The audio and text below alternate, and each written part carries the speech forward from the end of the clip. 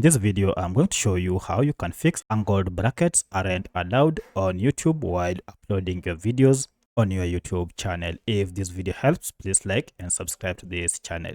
Alright, as you can see, I'm uploading here a YouTube video. I've gone ahead, added a title here. I've also added a thumbnail, but when I tried to add a description, you can see the description has been highlighted as being not permitted.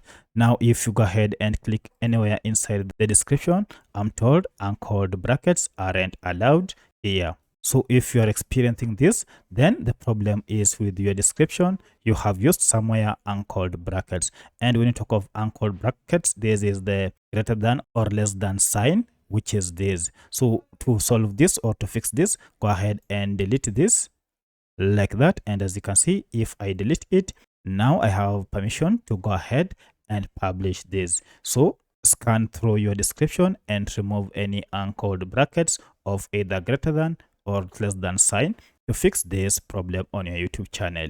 Now from here, I can proceed and click on next and then finalize on the publishing process. And finally, you can see everything is okay. I can now proceed and publish. So that's how you can fix this error or issue on your YouTube channel. If you have any other question, kindly let me know in the comment section.